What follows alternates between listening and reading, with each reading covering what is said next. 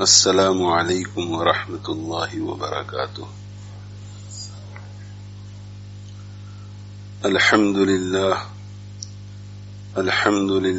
نحمده ونستعینه ونستغفره ونؤمن به ونتوکل علیہ ونعوذ باللہ من شرور انفسنا ومن سیئات اعمالنا، من يهده الله فلا مضل له ومن يضلله فلا هادي له، ونشهد أن لا إله إلا الله وحده لا شريك له، ونشهد أن سيدنا ونبينا ومولانا محمدا عبده ورسوله صلى الله تعالى عليه وعلى آله وأصحابه وبارك وسلم تسليما كثيرا كثيرا، أما بعد، فأعوذ بالله من الشيطان الرجيم، بسم الله الرحمن الرحيم، أفلا تتفكرون؟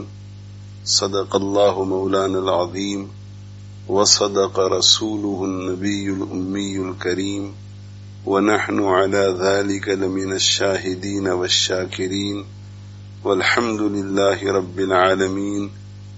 رب اشرح لي صدري ويسر لي أمري واحلل عقدة من لساني يفقهوا قولي، سبحانك لا علم لنا إلا ما علمتنا إنك أنت العليم الحكيم، اللهم انفعنا بما علمتنا وعلمنا ما ينفعنا، إن الله وملائكته يصلون على النبي يا أيها الذين آمنوا صلوا عليه وسلموا تسليما، اللهم صل وسلم وبارك على سيدنا ومولانا محمد وعلى آله وأصحابه وأتباعه وأزواجه وذرياته۔ اللہ تعالی شأنہ ارشاد فرماتے ہیں، افلا تتفکرون، کیا پھر تم لوگ غور و فکر نہیں کرتے؟ ان فی ذلک لآیات لقوم یتفکرون،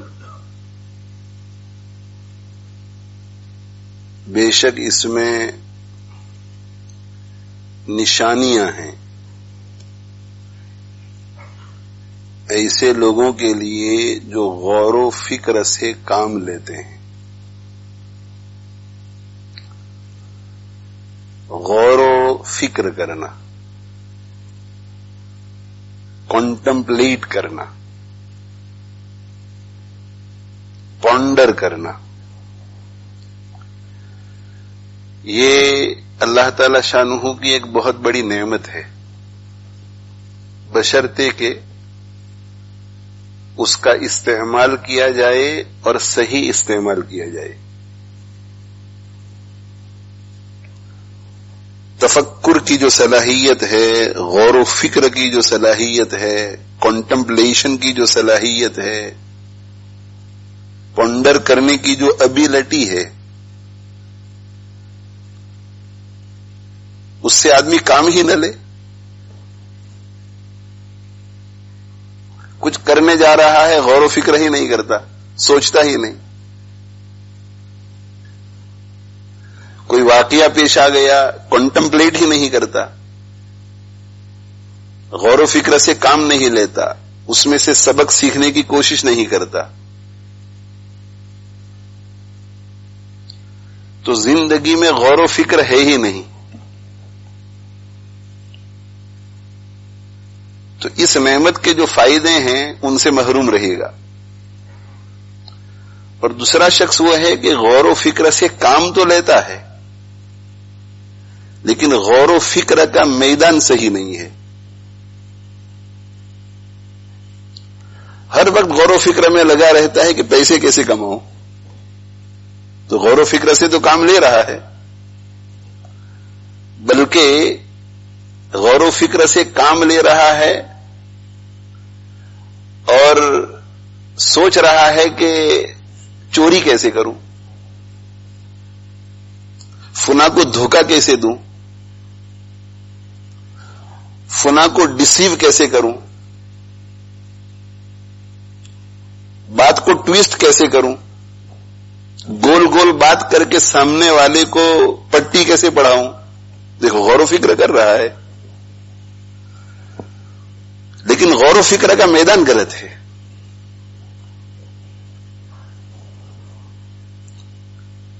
तो एक जमात तो उनकी है जो सिरे से गौर फिक्र ही नहीं करती। अल्लाह जल्ल जलालुहु व अम्म नवालुहु की एक बहुत कीमती नेमत को जाया कर रहे हैं। पैसे भी अल्लाह की एक नेमत है, अल्लाह ने बहुत पैसा दिया है, लेकिन खर्च ही नहीं करता, खर्च ही नहीं करता। न अच्छे कामों में खर्च करता है, न बुरे कामों में, खर्च ही नहीं करता। जब खर्च ही नहीं करता तो नतीजा कुछ भी नहीं निकलेगा। और दूसरा वो शख्स है जो खर्च करता है मगर खर्च करने का मैदान गलत है, गुनाहों में खर्च करता है, अल्लाह को नाराज करने वाले कामों में खर्च करता है, फजूल खर्ची करता है। तो अल्लाह की दी हुई नेमत को खर्च तो कर रहा है, लेकिन मैदान गलत है, इसलिए उसका रिजल्ट गलत निकलेगा, उसका समरा जो है वो अच्छा नहीं निकलेगा, कॉन्सिक्वेंसेस अच्छे नहीं होंगे। तो जिस तरह मालो दौलत, रुपये, पैसे अल्लाह ताला शानहू की तरफ से दी हुई एक नेमत है, इसी तरह गौर व फिक्र की जो सलाहियत है ये अल्लाह ने हर इंसान को दी है, हर बंदे को दी है। ये भी बहुत बड़ी नेमत है। अगर इससे कोई काम ही न ले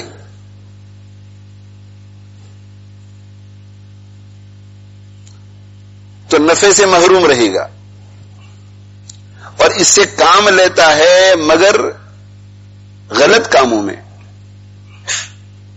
मसरफ उसका गलत है, मैदान गलत है। चोरी कैसे करूं उस पर गौर फिक्र कर रहा है।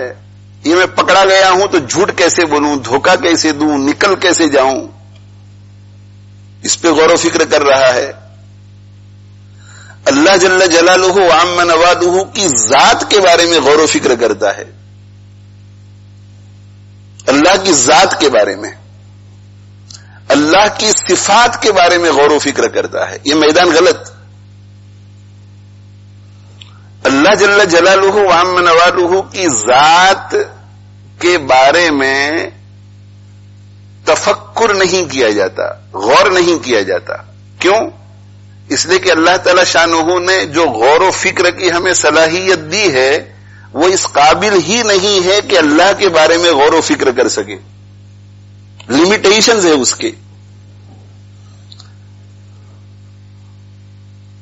तो अल्लाह की जात के बारे में गौर व फिक्र की जब हमारे पास सलाहियत ही नहीं है, तो अगर उसमें कोई गौर व फिक्र करने जाएगा तो नुकसान उठाएगा, नुकसान उठाएगा।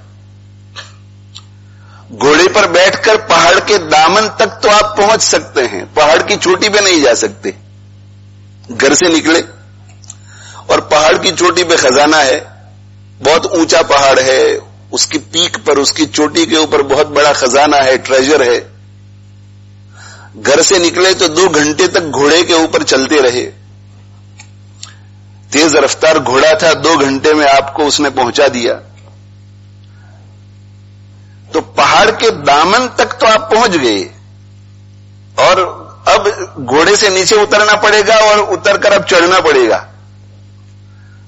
जो शख्स पहाड़ के दामन तक पहुंचकर घोड़े से उतर जाए और उतरने के बाद अब पहाड़ के ऊपर चढ़ेगा तो उसे खजाना हासिल हो सकेगा। लेकिन अगर वो ऐसा समझने लगे कि जिस तरह घोड़ा मुझे मेरे घर से पहाड़ के दामन तक लाया है, इसी तरह पहाड़ के दामन से पहाड़ की चोटी तक भी मुझे ले जाएगा, तो घोड़ा फिसलेगा। ऊपर चढ़ते चढ़ते घोड़ा फिसलेगा, और जब वो फिसलेगा तो वो भी हलाक होगा और घोड़े सवार भी हलाक होगा। ये अकल का भी कुछ यही हाल है। عقل کا کچھ یہی حال ہے. اللہ جل جلالہ وعم نوادہ کی کائنات میں غور کرو. غور کرنا ہے کائنات میں، ستاروں میں غور کرنا ہے، چاند میں غور کرنا ہے، سورج میں غور کرنا ہے، آسمان میں غور کرنا ہے، بادلوں میں غور کرنا ہے، سمندر میں غور کرنا ہے، درختوں میں غور کرنا ہے، مچھلیوں میں غور کرنا ہے، جانوروں میں غور کرنا ہے، زمین کے بارے میں غور کرنا ہے. قرآن خود کہتا ہے افلا ينظرون الى الابل كيف خلقت والى السماء كيف رفعت والى الجبال كيف نصبت والى الارض كيف سطحت. قرآن خود کہتا ہے کہ غور کرو تم. افلا ينظرون الى الارض، زمین پر غور کرو، زمین کے بارے میں غور کرو. افلا ينظرون الى الابل كيف خلقت، اونٹ کے بارے میں غور کرو. والى السماء كيف رفعت، آسمان پر غور کرو، آسمان کے بارے میں غور و فکر کرو. وَإِلَى الْأَرْضِ كَيْفَ سُطِحَتْ، زمین کے بارے میں غور و فکر کرو. وَإِلَى الْجِبَالِ كَيْفَ نُصِبَتْ، پہاڑوں کے بارے میں غور و فکر کرو. پھر اللہ جل جلالہ وعم نوادہ کائنات کی مختلف چیزوں کو بیان فرماتے ہیں قرآن میں، اور ارشاد فرماتے ہیں کہ ان فی ذلک لآیات لقوم یتفکرون. یہ جو اوپر میں نے چیزیں بیان کی ان میں نشانیاں ہیں بڑی بڑی اللہ کے وجود پر اور اللہ کی وحدانیت پر ان لوگوں کے لیے جو غور و فکر کرتے ہیں.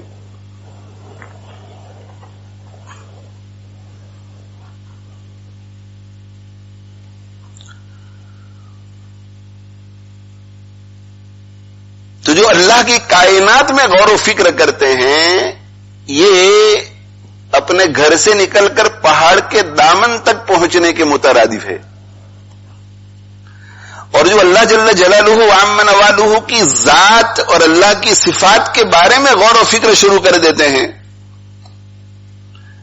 یہ پہاڑ پر سوار ہو کر پہاڑ کی چوٹی تک پہنچنے کے مترادف ہے.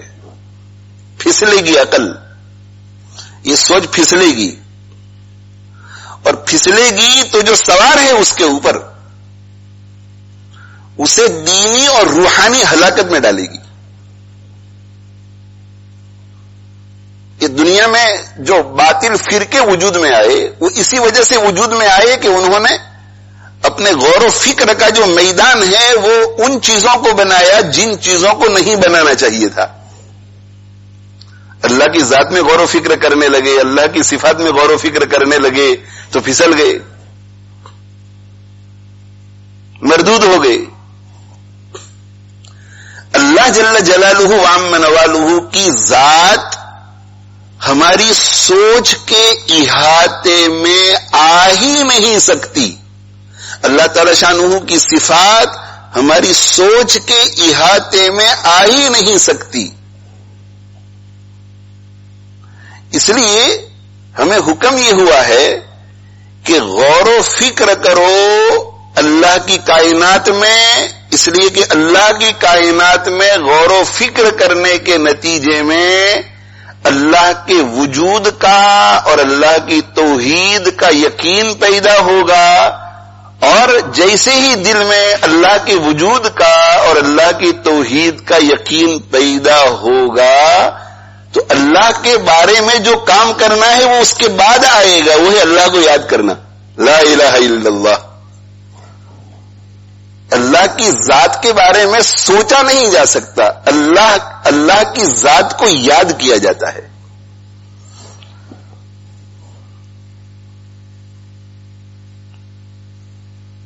ان فی خلق السماوات والارض واختلاف اللیل والنہار لآیات لأولی الالباب.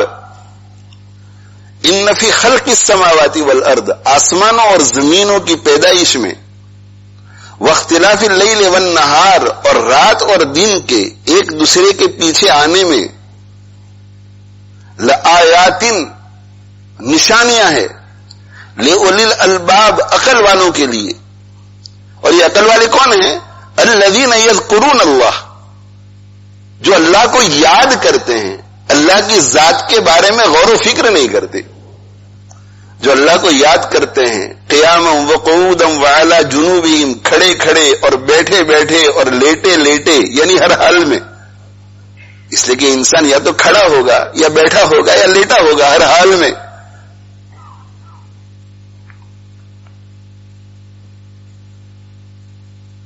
الذین، عقل مند لوگ کون ہیں؟ جو اللہ کو یاد کرتے ہیں.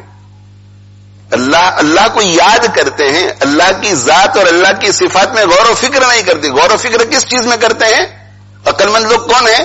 الذین یذکرون اللہ قیاما وقعودا وعلی جنوبہم، جو اللہ کو ہر حال میں یاد کرتے ہیں. ویتفکرون فی خلق السماوات والارض، اور غور و فکر کرتے ہیں آسمان اور زمین میں. اور غور و فکر کے نتیجے میں کہتے ہیں کہ ربنا ما خلقت ھذا باطلا، یہ ہمارے پروردگار، آپ نے ان سب چیزوں کو باطل اور بیکار پیدا نہیں کیا ہے. سبحانک، آپ کی ذات پاک ہے. جب وہ اللہ جل جلالہ وعم نوالہ کی کائنات پر غور کرتے ہیں، کائنات کی کسی ایک چیز پر بھی غور کرتے ہیں، ایک ذرے پر بھی غور کرتے ہیں، تو اس نتیجے پر پہنچتے ہیں کہ جب اس چیز کا نظام، اس چونٹی کا نظام، اس مچھر کا نظام، شیر کا نظام، سمندر کا نظام، نہر کا نظام، چاند کا نظام، ستاروں کا نظام، سورج کا نظام بے عیب ہے، تو ان کو پیدا کرنے والا کتنا بے عیب ہوگا.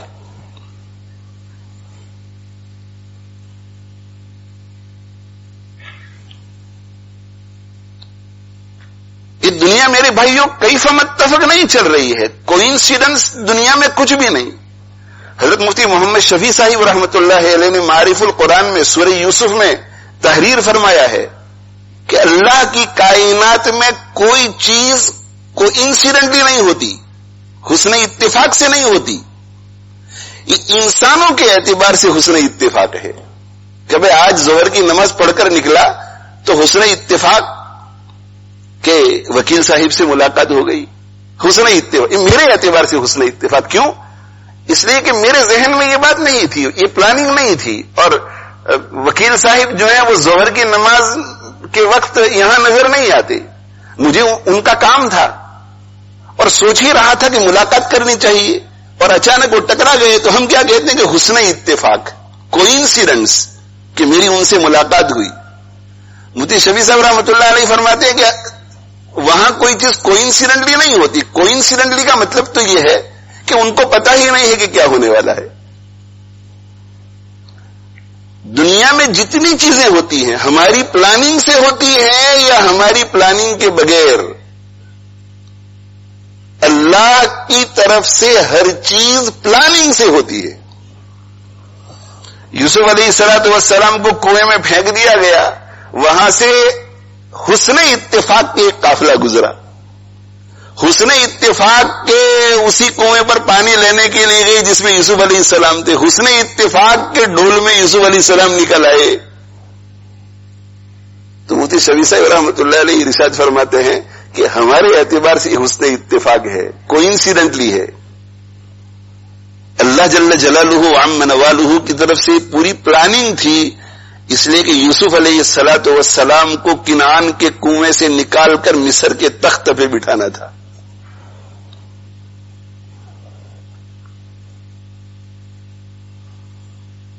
یہ سارے بہانے ہیں، بہانے. کورونا وائرس آیا تو انتقال کر گئے لوگ کوئنسیڈنٹلی نہیں، یہ سب مرنے ہی والے تھے پہلے سے. ان کی موتیں انہی تاریخوں میں مقرر تھی. یہ پلاننگ ہے اللہ جل جلالہ وعم نوالہ کی، اور اس کے پیچھے کیا حکمتیں ہیں وہ جانتے ہیں. اور اللہ جل جلالہ وعم نوالہ اپنے شان رحیمی کے نتیجے میں قیامت کے دن جب ہم وہاں جمع ہوں گے اور آخرت میں چلے جائیں گے تو بہت سی حکمتیں بتلائیں گے ہمیں، اور ہم اشاش کرتے رہ جائیں گے.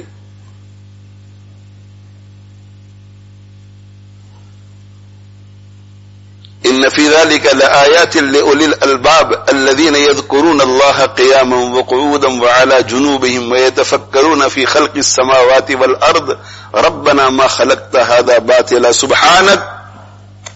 آپ کی ذات پاک ہے، آپ کی ذات پاک ہے، آپ کی ذات پاک ہے، آپ کی ذات پاک ہے. اتنی پاک کہ اس کی عبادت کا حق ہم نااہلوں سے ادا نہیں ہو سکتا. آپ کی ذات پاک بے عیب اور ہمارا سجدہ عیب والا، آپ بے عیب اور ہمارا رکوع عیب والا، آپ بے عیب ہمارا طواف بھی عیب والا، آپ بے عیب ہماری تسبیح بھی عیب والی، ہماری تحمید بھی عیب والی، ہماری تحلیل بھی عیب والی.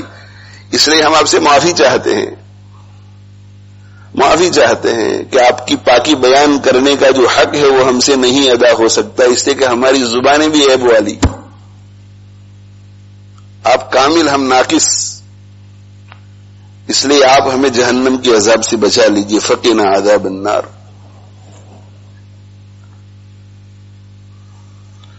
اللہ کی کائنات میں غور کرو اور اللہ کا ذکر کرو. اللہ کی کائنات میں جتنا غور کرو گے اتنا ہی دل جو ہے وہ اللہ کے ذکر میں غرق ہوتا چلا جائے گا.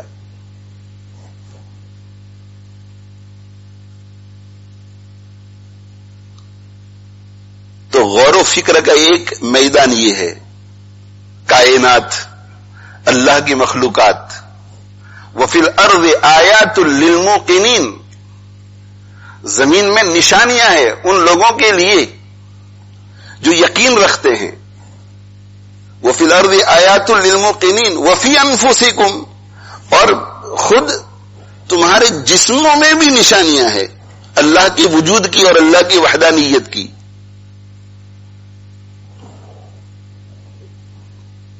آنکھ پر غور کرے، کان پر غور کرے، دماغ پر غور کرے، ہاضمے کا جو نظام ہے اس پر غور کرے، دل کا جو نظام ہے اس پر غور کرے، یہ خون کا جو دوران ہے جسم کے اندر، بلڈ سرکولیشن کا نظام، اس پر غور کرے. اللہ اکبر، اللہ اکبر، اللہ اکبر.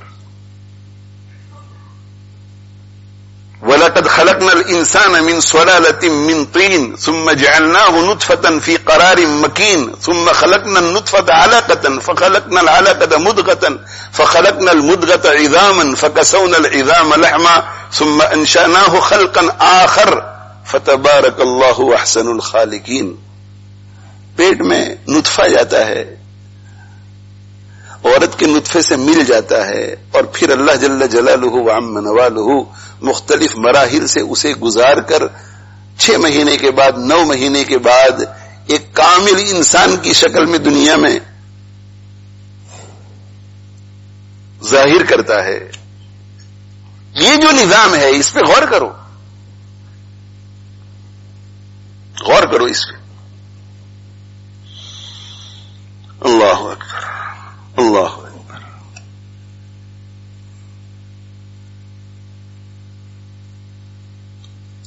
تو کائنات پر غور و فکر کرنا ہے. غور و فکر کا ایک میدان کائنات ہے، غور و فکر کا ایک میدان مخلوقات ہیں. مخلوقات میں خود انسان بھی شامل ہیں. تو مخلوقات میں غور و فکر کرنے سے اللہ کے وجود کا اور اللہ کے ایک ہونے کا یقین پیدا ہوگا. وفی کل شیء لہ آیۃ تدل علی انہ واحد. ہر چیز میں اللہ کے لیے اس بات کی نشانی ہے. ہر چیز میں اللہ کے لیے نشانی ہے جو دلیل بن رہی ہے اس بات پر کہ اللہ ہے اور ایک ہی ہے. اللہ ہے اور ایک ہی ہے.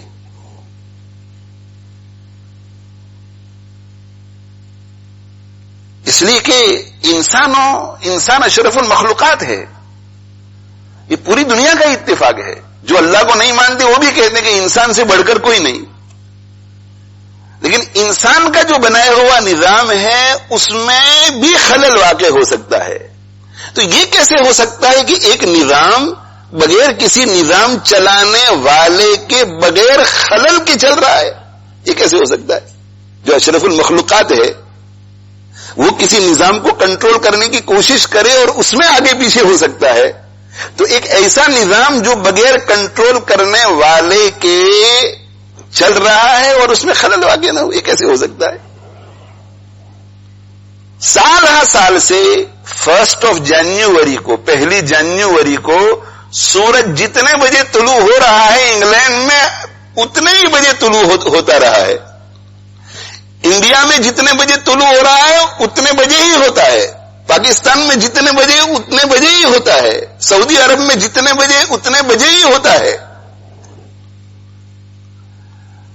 اور وہ نظام اتنا مستحکم اتنا مستحکم اتنا مستحکم اتنا مستحکم کہ اب انسانوں کو عقل دی، انہوں نے ایسے آلات اور ٹولز بنائے، ان کو اس نظام پر اتنا یقین ہے کہ وہ پہلے سے کہہ دیتے ہیں کہ سن اکلپس فلاں تاریخ کو ہوگا اور مون اکلپس فلاں تاریخ کو ہوگا، اتنے بجے شروع ہوگا اتنے بجے ختم ہوگا، اس سے 1 منٹ پہلے نہیں ہوتا، اس سے 1 منٹ بعد نہیں ہوتا،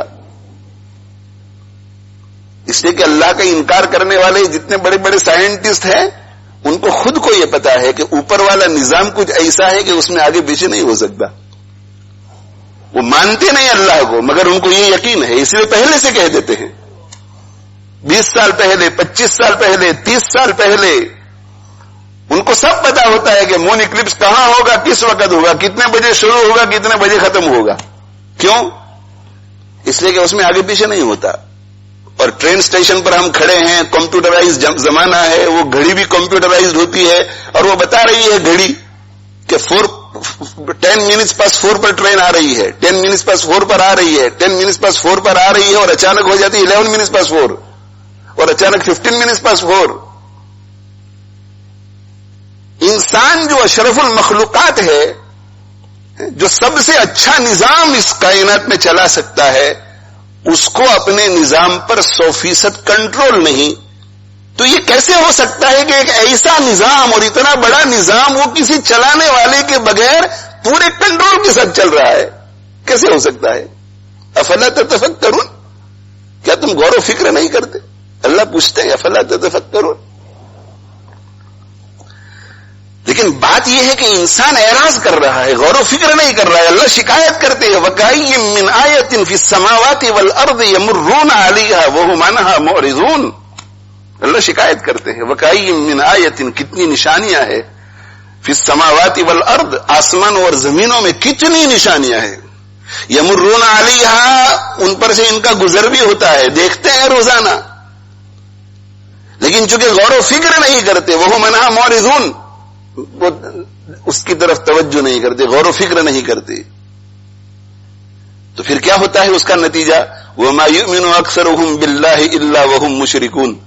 ان میں سے اکثر ایمان نہیں لاتے اللہ پر. اللہ کی کائنات میں جب غور و فکر نہیں کریں گے تو اللہ کے وجود اور اللہ کی توحید تک کیسے پہنچیں گے؟ اس لیے وہ شرک میں مبتلا ہو جاتے ہیں.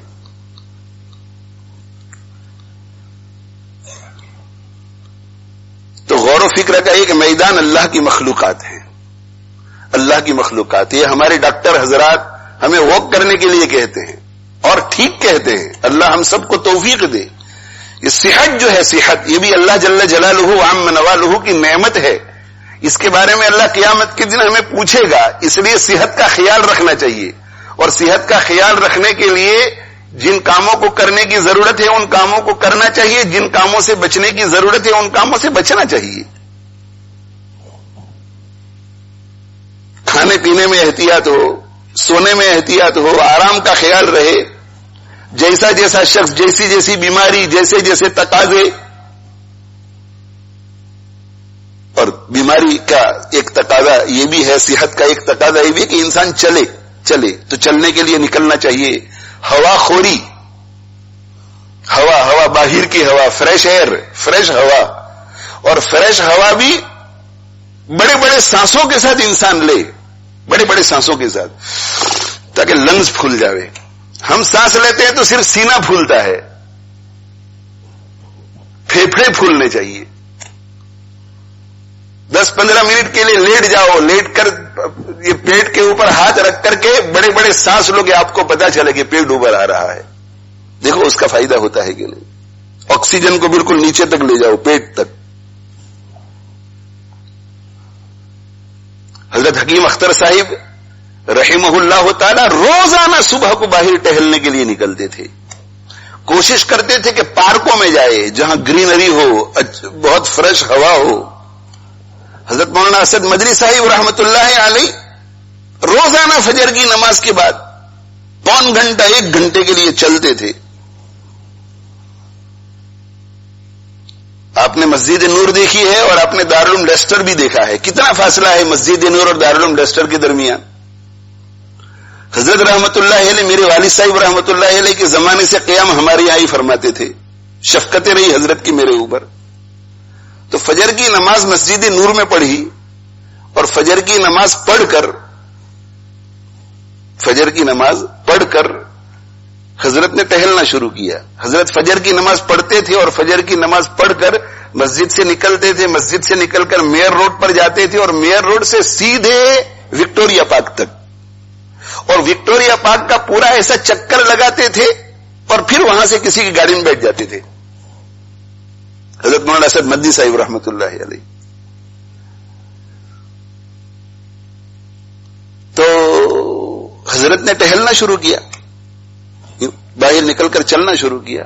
تو میرے ذہن میں یہ خیال آیا کہ حضرت تو اپنے روٹ پر جا رہے ہیں اور حضرت بھول گئے ہیں کہ ہمیں تو دارالعلوم لیسٹر میں جانا ہے فجر کی نماز کے بعد. تو میں نے کہا حضرت ہمیں تو دارالعلوم لیسٹر جانا ہے, ابھی وہاں وعدہ ہے. کہا وہیں تو جا رہا ہوں. فرمایا کہ وہیں تو جا رہا ہوں. میں نے کہا حضرت وہ تو اس طرف ہے. تو حضرت مڑ گئے. تو میں نے کہا حضرت یہاں سے کافی دور ہے. تو مجھ سے فرمایا کہ تم گاڑی میں آ جاؤ. کافی دور ہے تو تم گاڑی میں آ جاؤ. اور مسجد نور سے دارالعلوم لیسٹر تک ٹہلتے ہوئے تشریف لے گئے اور تیز چلتے تھے. مفتی تقی عثمانی صاحب دامت برکاتہم, مفتی رفیع عثمانی صاحب دامت برکاتہم شروع میں جب آتے تھے تو ہم نے ان کو دیکھا واک کرتے ہوئے. سلیمان بھائی علی کے یہاں ہمارے یہاں ختم بخاری شریف کے لیے تشریف لائے. حضرت سب سے پہلے ختم بخاری شریف کے لیے حضرت تشریف لائے تھے. تو قیام سلیمان بھائی علی کے یہاں رہا تھا. تو صبح فجر کی نماز کے بعد کہا کہ بھائی واک کر لیتے ہیں. واک کے لیے نکلے اور برسک واک. مفتی رفیع عثمانی صاحب دعوت برکاتہم اب تو کافی عمر ہو گئی, لیکن شروع میں تشریف لاتے تھے صبح اٹھ کر کے سب سے پہلے واک. تو یہ ہم لوگوں کے بہانے ہیں, میرے جیسے لوگوں کے, کہ بہت بزی, بہت مشغول. کہ ان سے بھی زیادہ ہم مشغول ہیں. یہ سمجھتے تھے اس کی اہمیت. کہ حضرت مولانا مسیح اللہ خان صاحب رحمۃ اللہ علیہ ورزش کرتے تھے. حضرت مولانا یوسف مطالعہ صاحب رحمۃ اللہ علیہ صحت کا بہت لحاظ رکھتے تھے, کھانے پینے میں بہت احتیاط, اور واک کرتے تھے. ہمارے طالب علمی کے زمانے میں ہم نے دیکھا برسک واک روزانہ کا معمول. یہ میں نے بزرگوں کا تذکرہ اس لیے کیا کہ تاکہ ہمیں بھی شوق پیدا ہو.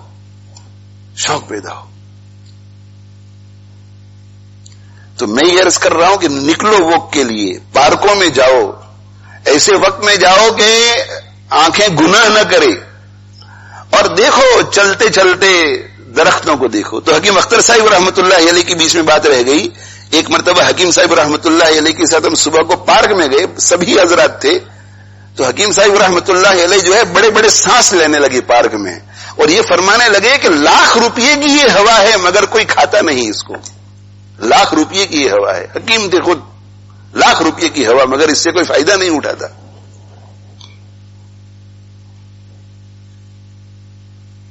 تو پارکوں میں جاؤ, گارڈنوں میں جاؤ, واک کرو, اور واک کرتے کرتے دیکھو پتوں کو دیکھو, پرندوں کو دیکھو, سبزے کو دیکھو. پتھر نظر آ جائے تو پتھر پر نظر ڈالو اور دیکھو چاروں طرف. اللہ تعالی ہمیں توفیق عطا فرمائے. تو غور و فکر کا ایک میدان اللہ کی مخلوقات ہیں, اور دوسرا میدان کیا ہے غور و فکر کا؟ غور و فکر کا دوسرا میدان اللہ کے احسانات ہیں. ان دونوں کے اوپر بڑی تفصیل کے ساتھ تقریریں ہو گئی ہیں رمضان المبارک سے پہلے. ایک مضمون ادھورا رہ گیا ہے, اب اس کی تکمیل ہوگی آئندہ ہفتوں میں انشاءاللہ. دوسرا میدان احسانات ہے اللہ کے. اللہ کے احسانات پر بھی غور کرو. اللہ نے مجھے آنکھیں دی. روزانہ میں نے عرض کیا تھا رمضان سے پہلے کہ زیادہ نہیں تو آپ 3 منٹ نکالو روزانہ. 3 منٹ جیسے ذکر کے لیے وقت نکالتے ہیں, تلاوت کے لیے وقت نکالتے ہیں, 3 منٹ صرف. اگر 4, 5, 10 منٹ ہو جائے تو بہت اچھا. 3 منٹ کے لیے اللہ کے کسی بھی احسان پر غور کرو. آنکھوں پر غور کرو. آنکھیں کتنی قیمتی. اگر یہ آنکھیں چلی جائیں تو دنیا میں مجھے کہاں سے ملے گی؟ ہفت اقلیم کی سلطنت بھی کسی کو دے دوں تو مجھے آنکھیں نہ ملے. آنکھیں مجھے کہاں سے ملے گی؟ ان آنکھوں کی اگر بینائی چلی جائے تو میں کہاں سے لاؤں؟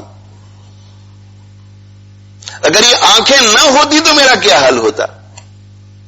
میں لکھتا کیسے، پڑھتا کیسے، میں میرے والد کے چہرے کو کیسے دیکھتا، میں میرے بچوں کو کیسے دیکھتا، بیوی کو، شوہر کو کیسے دیکھتے، بیت اللہ کو کیسے دیکھتے، گنبد خضرا کو کیسے دیکھتے، قرآن کے حروف کیسے دیکھتے، اہل اللہ کو کیسے دیکھتے.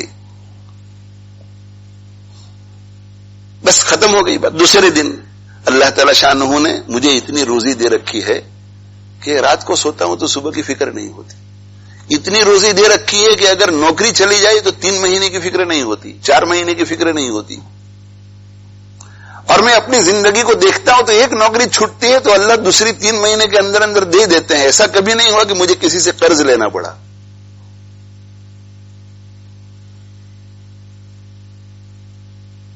اور ہم لوگ جو اسلامی اخوت کی لڑی میں پیرو دیے گئے ہیں، ہمیں اللہ کا کتنا شکر ادا کرنا چاہیے کہ ایک شہر میں دوسرے شہر جاتے ہیں تو ٹیک اوے میں جانا نہیں پڑتا. برمنگھم جاتے ہیں تو حبیب صاحب تیار ہیں، پریسٹن جاتے ہیں تو وہاں کوئی تیار ہے، بلیک بن جاتے ہیں وہاں کوئی تیار ہے، انڈیا جاتے ہیں تو وہاں کوئی تیار ہے. جہاں کہیں جاتے ہیں لوگ تیار. اور اللہ ہمارا اتنا خیال رکھتے ہیں کہ ایئرپورٹ پہ جو لوگ لینے کے لیے آتے ہیں وہ روٹی لے کر آتے ہیں. اللہ تعالی شانہ ارشاد فرماتے ہیں کہ وَمَا مِن دَابَّةٍ فِي الْأَرْضِ إِلَّا عَلَى اللَّهِ رِزْقُهَا وَمَا مِن دَابَّةٍ فِي الْأَرْضِ إِلَّا عَلَى اللَّهِ رِزْقُهَا. اس روئے زمین پر رینگنے والی کوئی مخلوق نہیں ہے، چلنے پھرنے والی کوئی مخلوق نہیں ہے مگر یہ کہ اس کی روزی اللہ کے ذمے ہے.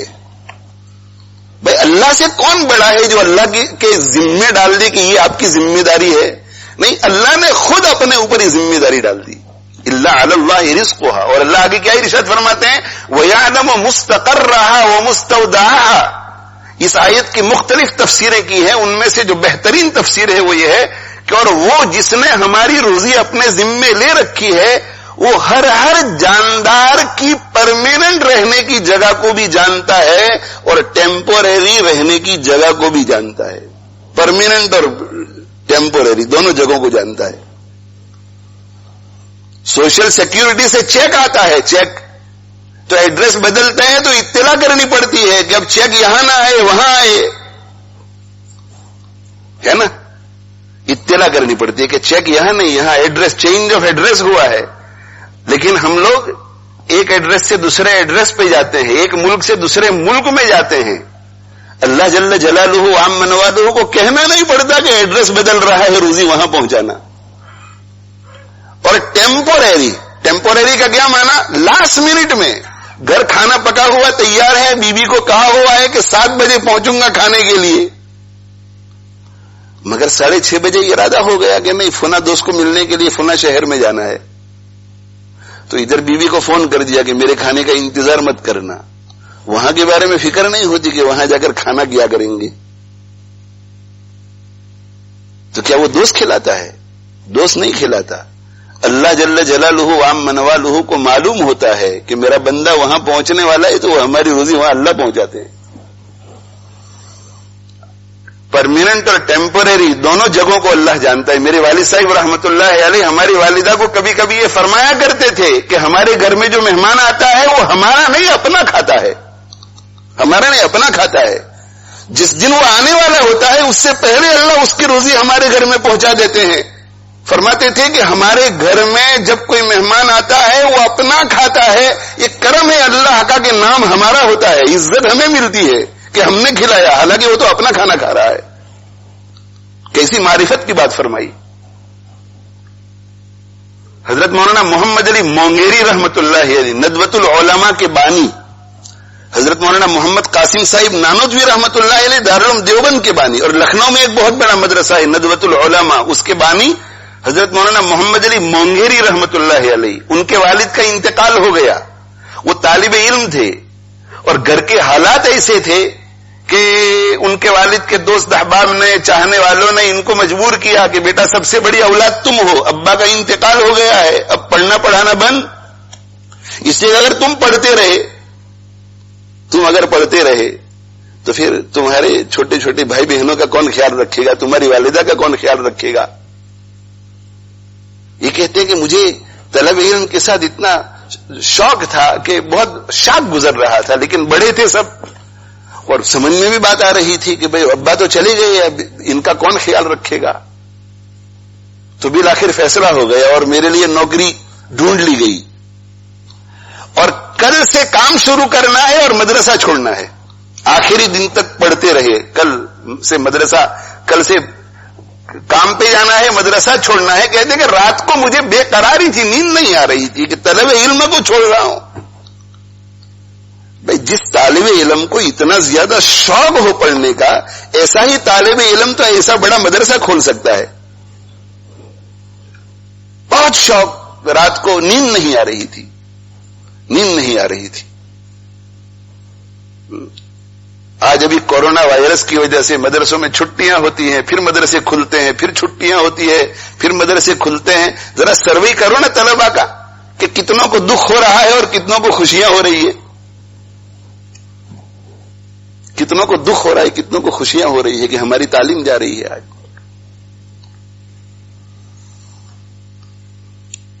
تو حضرت مولانا محمد علی مونگیری رحمت اللہ علیہ فرماتے کہ نیند نہیں آ رہی تھی، دل کو بہلانے کے لیے اپنے بستر سے اٹھا، بستر سے اٹھ کر کے چراغ جلایا اور چراغ جلا کر کے سوچا کہ کوئی کتاب پڑھوں، کام پر تو جانا ہی ہے کل، کتاب پڑھوں. تو حضرت امام غزالی رحمت اللہ علیہ کی احیاء العلوم ہاتھ میں آ گئی. ارادہ نہیں تھا احیاء العلوم پڑھنے کا، کچھ پڑھ لوں میں، سامنے جو چیز آئی یوں کھینچ لی اور کہا کہ اسے لے کر کے بیٹھ گیا اور میں نے اس کو کھولا. کسی چیز کو ڈھونڈ تو رہے نہیں تھے، دل کو بہلانے کے لیے کچھ بھی پڑھ لوں جو سامنے آ جائے. تو کہتے ہیں کہ جب میں نے کھولا تو سیدھی نظر پڑی ایک حدیث قدسی پر، نظر پڑی حدیث قدسی پر. اللہ تعالی شانہ اس میں ارشاد فرما رہے تھے کہ میرا بندہ بھی عجیب ہے. اللہ فرماتے میرا بندہ بھی عجیب ہے کہ جب میرے بندوں میں سے کوئی بندہ اس کی دعوت کر دیتا ہے تو وہ مطمئن ہو جاتا ہے. میری مخلوق میں سے کوئی مخلوق دعوت کر دیتی ہے اس کی تو مطمئن ہو جاتا ہے کہ شام کی اب ہمیں فکر نہیں کرنی ہے، شام کو تو ہماری دعوت ہے، شام کو ہمیں فکر نہیں کرنی، ہماری دعوت ہے. تو حدیث قدسی کا مفہوم یہ تھا کہ میرا بندہ عجیب ہے کہ جب میرے بندوں میں سے کوئی بندہ، کوئی مخلوق اس کی دعوت کر دے کہ کل شام کو تمہیں میرے یہاں کھانا کھانا ہے تو مطمئن ہو جاتا ہے کہ اب یہ کر لے گا. اور میں خالق اس کی پوری زندگی کی دعوت کر چکا ہوں، پھر بھی خالق پر اسے بھروسہ نہیں ہے. بھائی اللہ کی شکایت بجا ہے کہ نہیں ہے؟ اللہ کی شکایت بجا ہے کہ نہیں؟ یہ تعجب بجا ہے کہ نہیں؟ آج ہمارے ذہنوں میں یہ خیال آتا ہے کہ نہیں کہ اگر میں یہ نوکری نہیں لوں گا جو کہ ناجائز ہے، حرام ہے، تو کھاؤں گا کہاں سے؟ یہ ناجائز ہے، حرام ہے، کھاؤں گا کہاں سے؟ ہم ناجائز کام کرتے ہیں، ناجائز طریقے سے ہم کماتے ہیں اور ترغیب دی جاتی ہے، سمجھایا جاتا ہے، چھوڑنے کے لیے کہا جاتا ہے. کہتے ہیں کہ اگر یہ میں نے نہیں کیا تو کھاؤں گا کہاں سے؟ کھاؤں گا، یہ نوکری تجھے نہیں کھلاتی، اللہ کھلاتا ہے، اللہ کھلاتا ہے.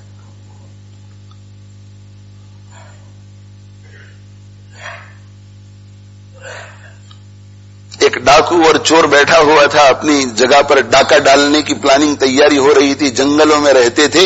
اچانک اس نے دیکھا کہ درختوں کے پیچھے سے، چھوٹے چھوٹے درختوں کے پیچھے سے ایک سانپ نکلا. تو دیکھتا رہا سانپ کو، اس نے اندازہ لگا لیا کہ یہ سانپ اندھا ہے. جنگلوں میں رہتا تھا، جنگلوں کی زندگی سے واقف تھا، اندازہ لگا لیا کہ وہ سانپ اندھا ہے. مان اس کے دل میں یہ خیال آیا کہ یہ اندھا سانپ ہے، کھاتا کیسے ہوگا؟ یہ خیال آیا، بس اس خیال کا آنا تھا کہ ایک چڑیا اڑتی ہوئی آئی. उस चिड़िया के पीछे दूसरी, दूसरी के पीछे तीसरी, तीसरी के पीछे चौथी चिड़िया, चिड़िया ये बर्ड जो कि सांप से डरते हैं इससे कि सांप उनको खा जाता है। तो चिड़िया आई और चिड़िया ने आकर के ची ची ची ची की आवाज शुरू कर दी और अपने परों को फड़फड़ाने लगी। तो जो सांप जो यूं करके बैठा हुआ था उसने अपना सर उठाया और सर उठा करके मुंह खोला, तो मुंह खोला तो वो चिड़िया ने लुकमा डाल दिया उसके मुंह में।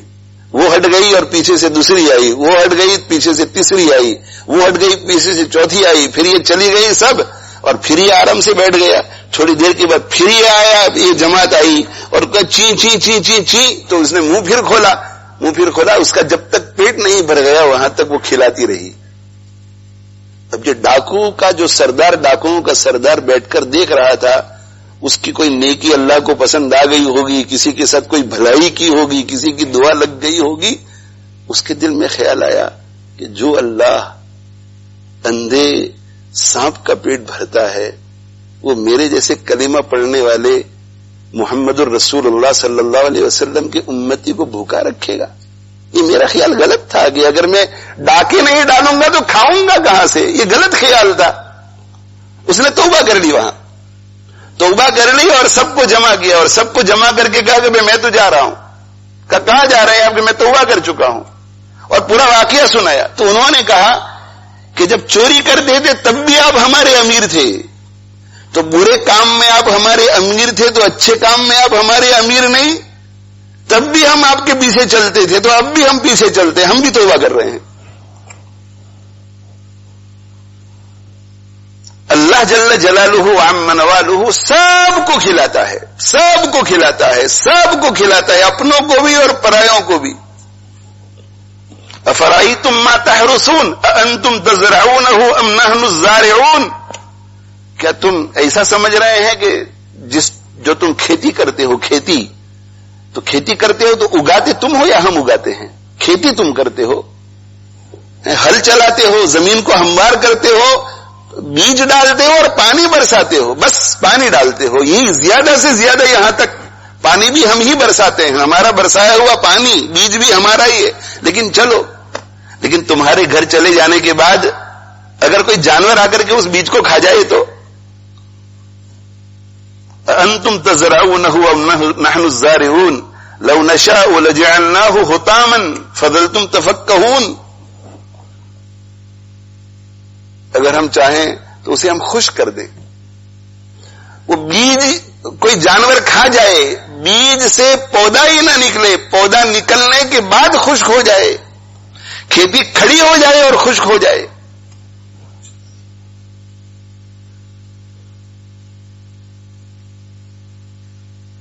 अभी सूडान में या किसी मुल्क में कहत का ऐलान हो गया कि फैमिन है वहां, सूडान में गालिबन फैमिन, और उसको ये कहा गया कि मैन मेड फैमिन,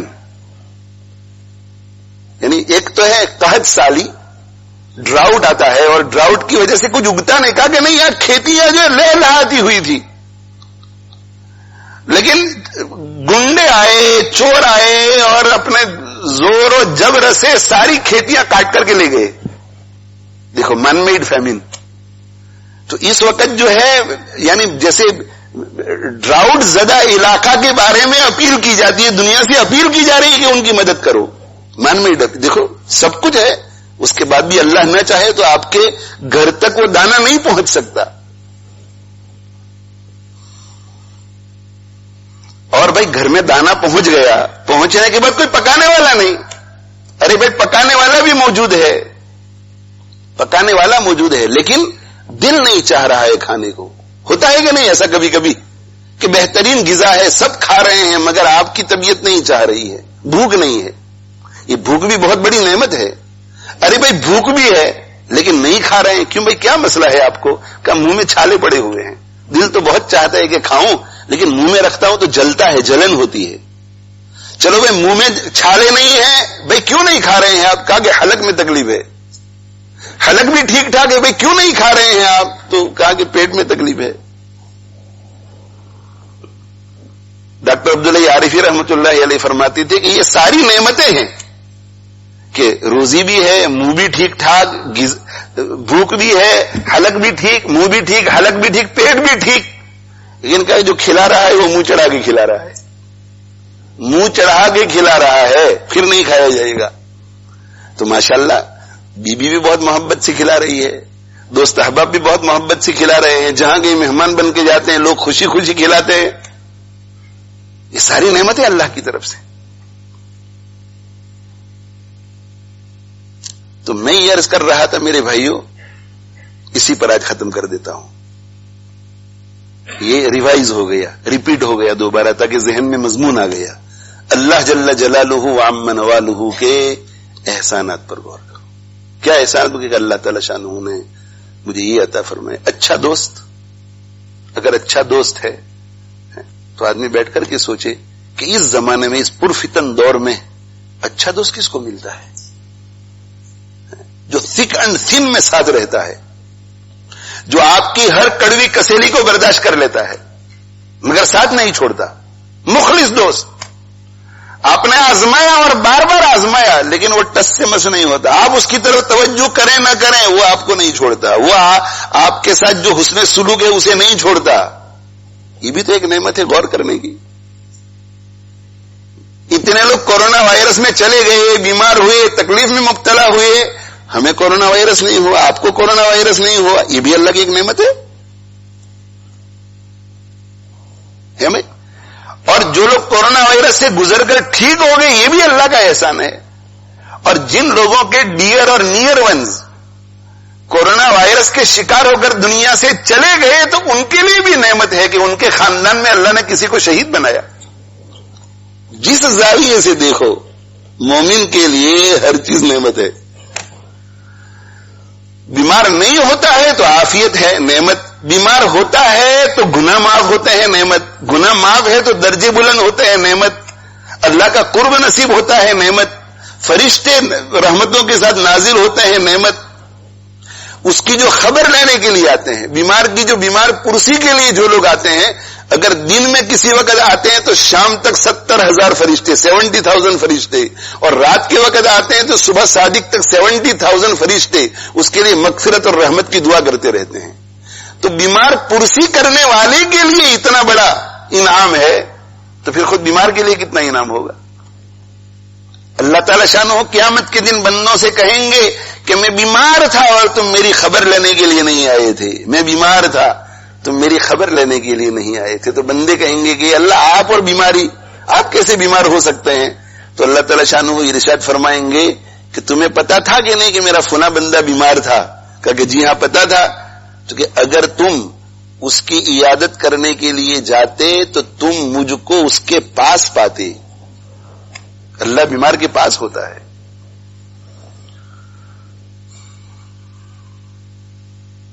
ماں باپ کتنی بڑی نعمت، ماں باپ کا سایہ کتنی بڑی نعمت، ماں باپ کا وجود کتنی بڑی نعمت.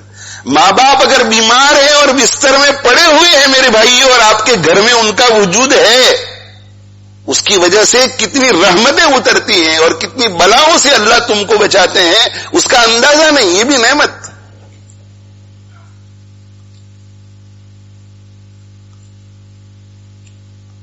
تو نعمتوں کے بارے میں سوچو، نعمتوں کے بارے میں. بس یہ پہلا میدان کیا ہے اللہ کے کائنات میں. روزانہ 5 منٹ 7 منٹ نکالو، واک کے لیے چلے جاؤ اور دائیں بائیں آگے پیچھے دیکھو پارکوں میں. اور کسی کا اگر بڑا گارڈن ہے تو اپنے گارڈن میں نکل کر کے کنٹمپلیٹ کرے. اور دوسرا غور و فکر کا میدان کیا؟ اللہ کے احسانات. اللہ کے احسانات پر غور کرنا ہے. اللہ کے احسانات پر غور کرو گے تو کیا ملے گا؟ اللہ تعالی شانہ کی محبت نصیب ہوگی. اللہ کی کائنات میں غور کرنے سے اللہ کے وجود اور اللہ کی توحید کا یقین پیدا ہوتا ہے، اور اللہ کے احسانات پر غور کرنے سے اللہ کی محبت نصیب ہوتی ہے. اللہ تعالی شانہ مجھے آپ کو عمل کی توفیق عطا فرماوے. حضرت لقمان علیہ الصلوۃ والسلام کا یہ ارشاد ہے کہ طول الفکر طریق الی الجنت. بہت زیادہ دیر تک غور و فکر کرنا، یعنی صحیح غور و فکر کرنا، یہ جنت کا راستہ ہے. ابراہیم بن ادم رحمت اللہ علیہ فرماتے ہیں کہ الفکرۃ نور تدخلہ قلبک یہ غور و فکر کرنا، صحیح غور و فکر کرنا ایک نور ہے جسے تو اپنے دل میں داخل کر رہا ہے. سفیان ابن عیینہ رحمہ اللہ تعالیٰ فرماتے ہیں، سفیان عیینہ رحمہ اللہ، اور سفیان ابن عیینہ رحمہ اللہ تعالیٰ یہ بھی فرماتے ہیں کہ التفکر مفتاح الرحمت، یہ غور و فکر کرنا یہ رحمت کی کنجی ہے.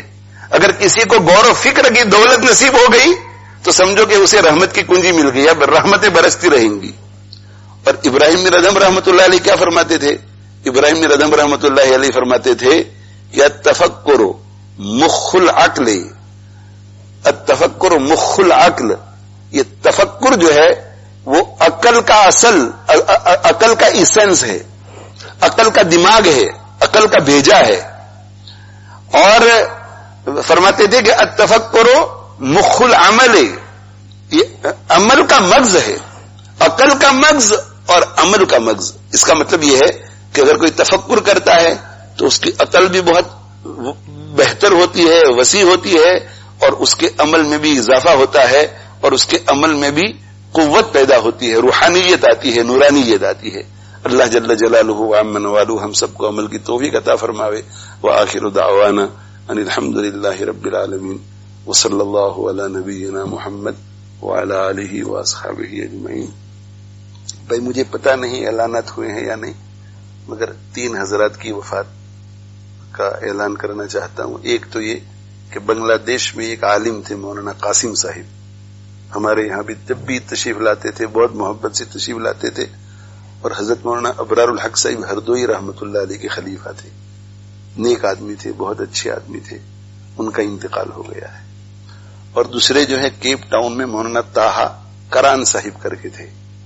یہ مولانا طاہا کران جو ہے وہ مولانا یوسف کران صاحب کے صاحبزادے ہیں. اور میرا خیال یہ ہے کہ مولانا یوسف کران ابھی حیات ہیں لیکن کافی عمر ہوگی. یہ شافعی المسلک ہیں دونوں.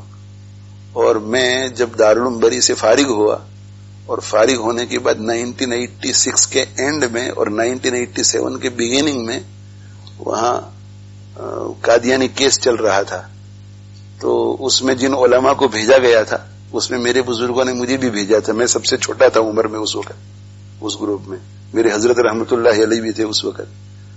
تو اس وقت مولانا یوسف کران صاحب اور دوسرے ایک بزرگ تھے مولانا ابراہیم آدم صاحب. یہ دونوں حضرات جو ہیں دارالعلوم دیوبند کے فاضل تھے اور پرانے زمانے میں انہوں نے پڑھا تھا. اور یہ فضائل کی جتنی کتابیں ہیں وہ مولانا یوسف کران صاحب نے ترجمہ کیا ہے، جو پوری دنیا میں آج انگلش دنیا میں پڑھی جا رہی ہے. تو ان دونوں نے میرے اوپر بہت شفقتیں فرمائی تھی، مولانا یوسف کران صاحب نے بھی. تو میں چونکہ یہاں سے گیا تھا بالکل جوان تھا، میری عمر 24 ایئرز کی تھی ابھی، تو ہم کیس سے تقریباً 3 o'clock فارغ ہو جاتے تھے. تو یہ حضرات جو ہیں وہاں کیپ ٹاؤن تو بہت بڑا ہے، تو کسی نہ کسی مسجد میں دوسرے تیسرے چوتھے دن میرا پروگرام رکھتے تھے عصر کے بعد. کبھی مولانا یوسف کران مجھے لے جاتے تھے، کبھی مولانا ابراہیم آدم لے جاتے تھے، اور یہ کہتے تھے کہ تو بالکل جوان ہے نا، اس لیے تیری بات کا اثر بہت ہوگا، انگلینڈ سے آیا ہوا ہے. تو میں نے مولانا یوسف کران صاحب کے ساتھ اور مولانا ابراہیم آدم صاحب کے ساتھ اچھا وقت گزارا. اس کے بعد مولانا ابراہیم آدم صاحب تو یہاں تشریف لائے تھے، تو ملاقات بھی ہوئی، انہوں نے مجھے پہچان لیا تھا. یہ مولانا یوسف کران صاحب کے بیٹے مولانا طاہا کران، مولانا طاہا کران بھی بڑے صاحب علم آدمی تھے اور شافعی المسلک تھے، لیکن ظاہر ہے کہ چاروں مسلکوں میں تو آپس میں بہت محبت ہے. تو مولانا طاہا کران یہ خود بھی دارالعلوم دیوبند کے فاضل تھے، اور ان کو جو ہے وہ جتنے مقلدین حضرات ہیں، چاہے شافعی ہو حنفی ہو، سب میں ان کو مقبولیت حاصل تھی. تو اتنی عمر نہیں ہوگی، میرے خیال میں میری عمر کے ہوں گے، ہو سکتا ہے مجھ سے کچھ چھوٹے بھی ہوں. اور تحریر بھی بہت اچھی تھی، تحقیق بھی بہت اچھی تھی، اور خود کا دارالعلوم تھا، بیان بھی بہت عمدہ کرتے تھے. لیکن کام کے آدمی تھے تو ادھر ادھر بیانات کے لیے زیادہ جاتے نہیں تھے. کیسے انتقال ہوا وہ تو بعد میں پتہ چلے گا. ان کا بھی انتقال ہو گیا ہے. یہ 2 بڑے عالم چلے گئے، اور ایک مولانا اسماعیل کوثر صاحب چلے گئے. اب پتہ نہیں یہ مولانا موسیٰ ماکڑ صاحب کے مدرسے والے ہیں یا دوسرے ہیں، اس لیے ابھی اس کے بارے میں کچھ کہہ نہیں سکتا. بہرحال اللہ تینوں کی مغفرت فرمائے. اور ہمارے ایک مسلی، 5 وقتہ مسلی غلام بھائی، ہمارے نورانی بھائی کے میرے خیال میں برادر نسبتی ہوتے ہیں، یہاں اس طرف نماز پڑھتے تھے بہت اہتمام سے، 5 وقتہ نماز یہیں پڑھتے تھے، آزاد ہاؤس میں رہتے تھے. ان کا بھی آج انتقال ہو گیا ہے. تو سب کے لیے مغفرت کی دعا کرے کہ اللہ تعالیٰ سب کی مغفرت فرمائے، سب کے درجے بلند فرمائے، اور اللہ تعالیٰ علماء کرام جو باقی ہیں اللہ تعالیٰ شانہ ان کی عمروں میں اور ان کے فیوز میں برکت عطا فرمائے، ہم سب کو مستفید ہونے کی توفیق عطا فرمائے.